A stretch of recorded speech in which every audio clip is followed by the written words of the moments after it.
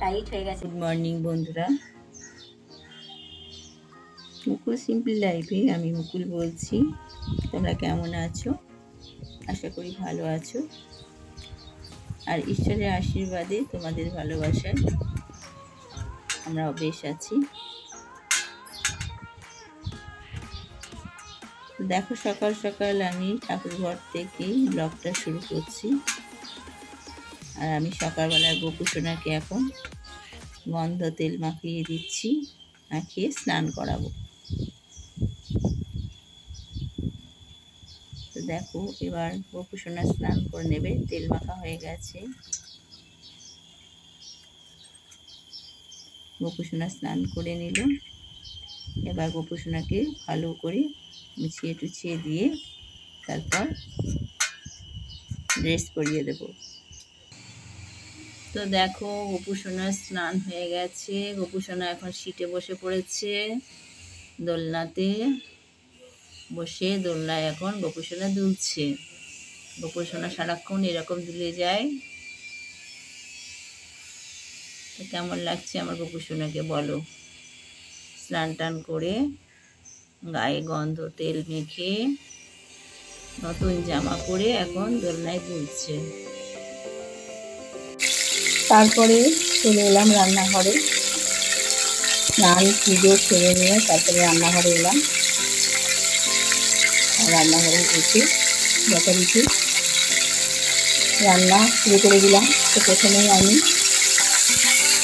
এই ভোলা মাছটাকে ভেজে নেব।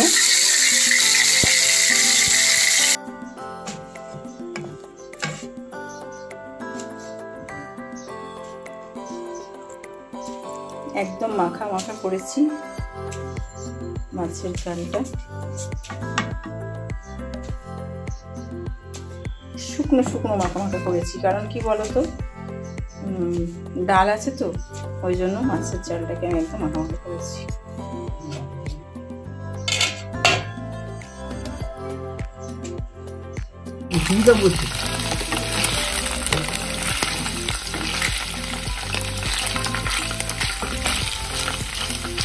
পনির একটু লাল লাল মতন করে ভেজে নিয়ে একটুখানি সামান্য একটু হলুদ দিয়ে দিই। তাহলে কি হবে, তাড়াতাড়ি কালারটা এসে যাবে। ঠিক আছে, আমি একটু সামান্য হলুদ দিলাম, বেশি দেবো না।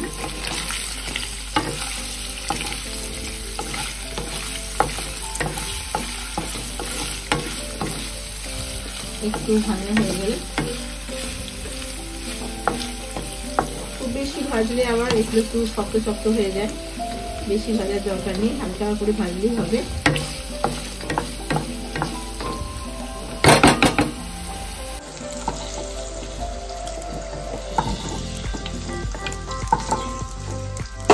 তো দেখো, আমার কিন্তু পনিরগুলো হালকা করে ভাজা হয়ে গেছে। প্রথমে কি দেবো, আগে রসুনটা দিয়ে দিচ্ছি। রসুনটা একটু আলতো করে ভেজে নেব, একটুখানি ভেজে নেব। ঠিক আছে, চলো রসুনটা ভেজে নিই।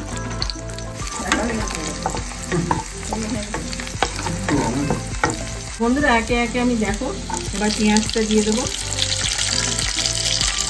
পেঁয়াজটা দিয়ে আমি আবার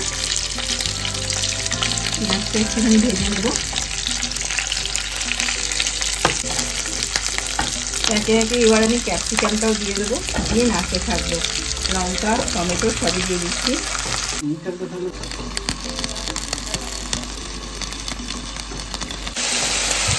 সবাই নুন দিয়ে দাও। হ্যাঁ, একটু নুন দিয়ে দিই, তাহলে কি হয় বলতো, মরে যাবে তাড়াতাড়ি। আচ্ছা, এবার নেড়ে দিলে তো মরে যাবে মশলা। আর ওই যে মেয়ে খেতে চেয়েছে বাবার কাছে, ওর বাবা খুব ভালো ক্ষীর বানায়, জানো তো। তো সেই জন্য ওর বাবা এখন ক্ষীর বানাচ্ছে মেয়ের জন্য। আর মেয়েও খেতে খুব ভালোবাসে ক্ষীর। আচ্ছা চলো, এবার আমি যেহেতু সোয়া চিলি, সেহেতু সোয়া সসটা একটু বেশি দিতে হবে, আমি সোয়াটা দিলাম। দেখো,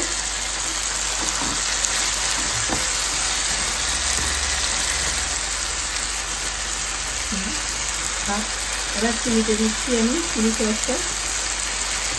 চিনিটা বেশি করে দিতে হবে, পরিমিতে না দিলে কিন্তু টেস্ট হবে না, সেজন্য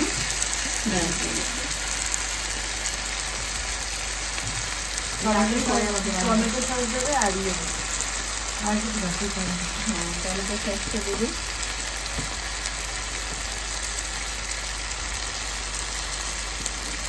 টমেটো সস বেশি দেবো না, কেন কি টমেটো দেওয়া আছে অনেকটা, ঠিক আছে।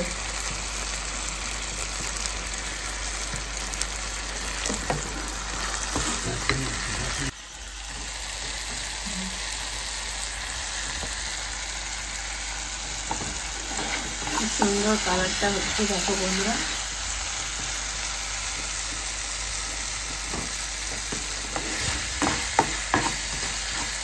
এবার একটু নেড়ে তারপরে এটাতে আমি একটু জল দিয়ে দেবো, কারণ এই সবজিগুলো একটু সেদ্ধ হবে তো। বাবা হাঁচি হচ্ছে তো, দেখো এবার আমি কিন্তু জল অ্যাড করছি। এতে একটু জল দিতে হবে, কেন কি এগুলো সেদ্ধ হবে তো, সেই জন্য। চিনি দিচ্ছি এবার, চিনি তো দিতেই হবে, কারণ চিলি পনির একটু মিষ্টি মিষ্টি না হলে না ভালো লাগে না। এখন এটুকুই দিলাম, পরে লাগলে আবার দেখা যাবে। আর বেশি দিও না। তুমি কর্নফ্লাওয়ারটা গিয়ে বলো। আচ্ছা, কর্নফ্লাওয়ারটা গুলা ছিল, কর্নফ্লাওয়ারটা আমি দিয়ে দিচ্ছি। এটা আর একটু বেশ থিকনেস ঠিকই হবে, ঠিক আছে। এরপরে এটা ফুটলেই আমি আগে পনিরগুলো দিয়ে দেবো, কেন কি পনিরগুলো দেওয়ার পরে না বেশিক্ষণ নাড়া যাবে না, তাহলে ভেঙে যেতে পারে।